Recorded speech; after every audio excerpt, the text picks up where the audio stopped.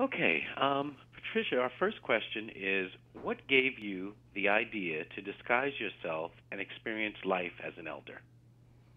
I'm one of those lucky people who was raised with her grandparents in our home, and as someone who loved Grandma and Grandpa so very much, I watched how time changed their abilities.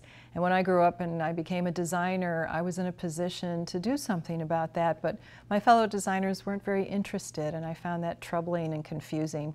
Coincidentally, I met a makeup designer and she was able to make me prosthetically age. So I went from 26 to about 85 on a good day, and I was able to travel and experience what it was like to be an elder, which made me a much better designer because then I devoted my entire career to lifespan design and looking at design as the greatest equalizer and the opportunity for businesses to make all of our lives thriving lives, happy lives for every day of our lives. Now, what was the longest period you lived like that at one stretch? About 20 hours at a time because the makeup only lasts that long. So if people remember some of the films where they've seen aging, like Mrs. Doubtfire and films like that, that prosthesis that's used on the face has a lifespan, and it's roughly about 20 hours. In the heat, I melted. In the cold, I cracked, and so it depended where we were in the country at the time. We actually were in Canada as well. So it varied day to day. And what was your biggest finding?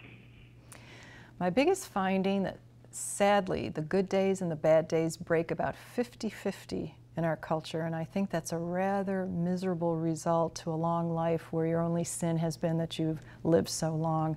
I think it's something for all of us at every age to reflect on, that none of us would want to come to a point in time where we're dismissed or not treated well, and that the very least we can expect in this great country that we live in is that we're treated with respect and we're cared for. The business perspective is one about design and making sure everyone has a nest of their own and a place they can call home.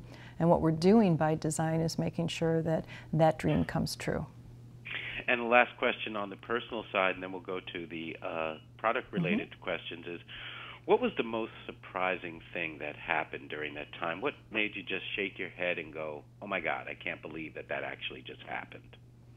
I think the most surprising thing was the cruelty of people when they realized I couldn't see as well as I might, I didn't maybe hear as well, and that they would take advantage of that. So for example, sometimes store clerks, instead of giving me proper change of a $20 bill, would only give me change of a 10, because I was wearing prosthetic lenses that clouded my eyes and made it look like I had cataracts. I honestly could not tell the difference. It wasn't until we got back to my friend's apartment or a hotel room, wherever we were based in that city, that we counted the money, looked at the receipts, and we could tell where someone had shortchanged me and been very cruel.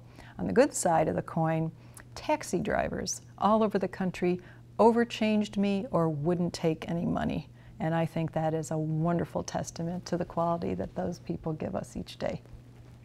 Okay, now talking about making our homes more accessible, what would you recommend to people who have a parent moving into their home but not a lot of money to make changes? Well, gratefully, we are now at a point with design innovation that we can add a ramp, and eliminating stairs and steps is the best investment we can make, not just for servicing the needs of our parents, but the entire family and our friends as well.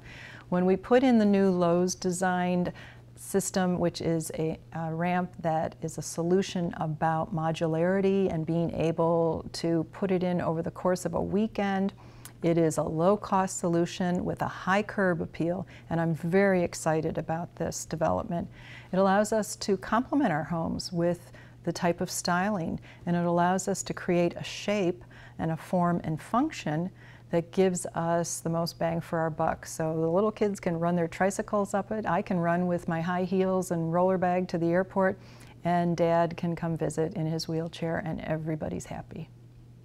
Can you describe in some basic detail the modular system of the ramp?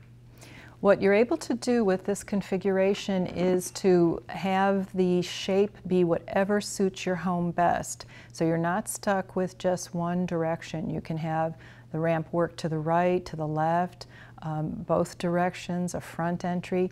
And the easiest way to find out what's best for you is to take advantage of the in-home specialist visit at no cost.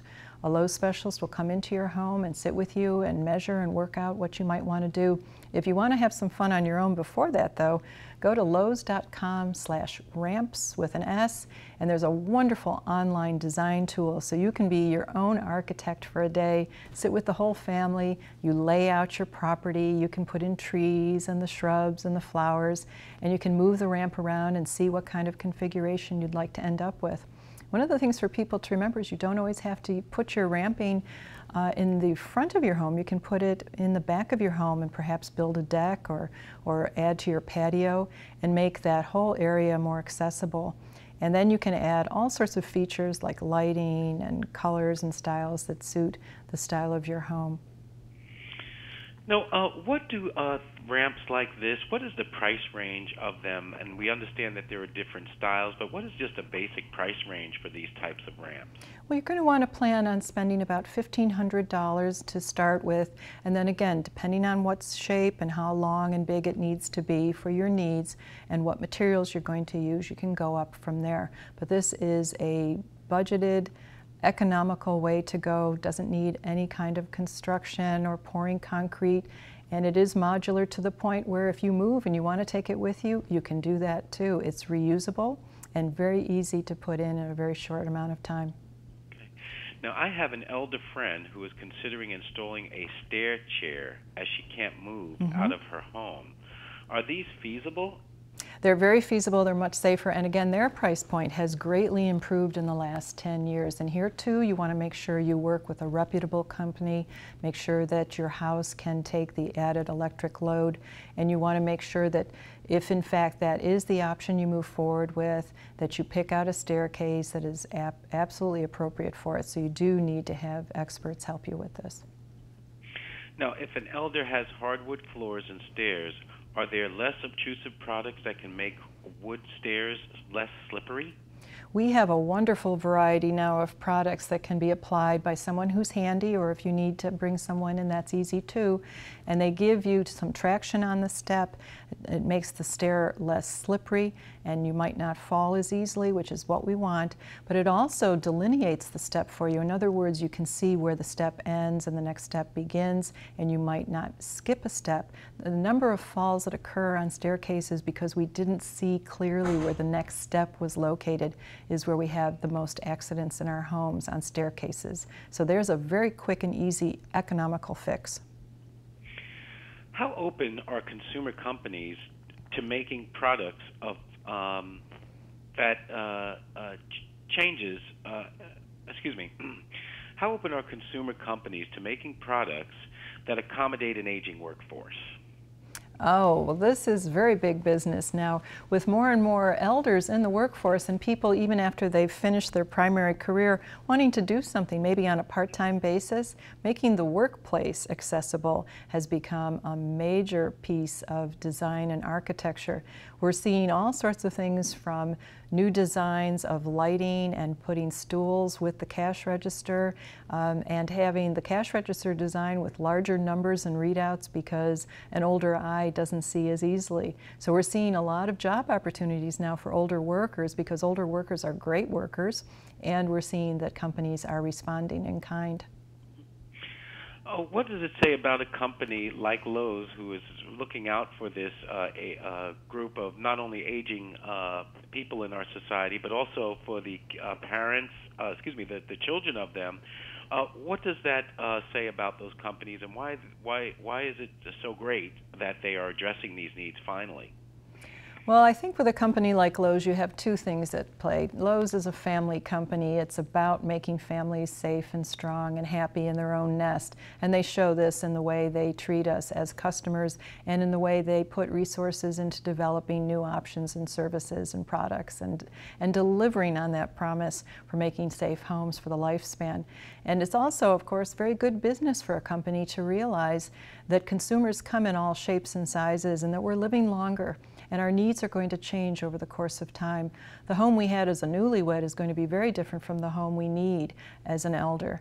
And when we're grandparents with little ones running about, we want to make sure that they're safe in our home. So we can't design a home just for one age group. Homes are now about a multi-generational way of living and loving the people that we care for within that house. And finally, where can viewers go to get more information? If you go to Lowe's.com, you're going to find wonderful information on accessible homes, and at Lowe's.com/ramps with an S, you're going to be able to find the design tool that will allow you to be your own architect and designer and get an idea of what you might want and what you might do, but then definitely call in the Lowe's specialist for that in-home free consultation. It's the best bargain out there.